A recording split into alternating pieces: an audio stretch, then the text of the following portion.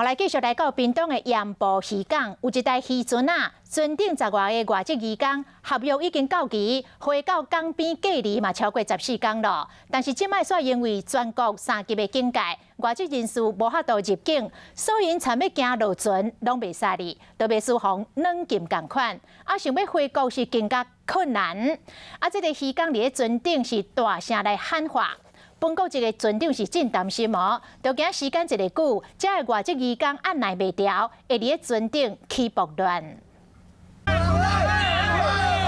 外籍渔工伫船顶发个大细声，因想袂到讲要转家己的国家会遮困难。屏东埔盐渔港这台船顶有10外渔工，因活动空间几片大尔，合约到期啊，无倒转去1年，嘛袂使落船。 国内的疫情已经提升到3级警戒了，暂缓没有持有我国有效居留证的非本国籍的人士入境啦。无到入境，这船员就无到出境回国，就惊讲失控。台湾的船长一个人根本就挡袂掉。挡袂掉啊你！如果他们生气、情绪不满，我们的人身安全怎么办？回到自己的台湾了，还不能回家跟家里的人团圆。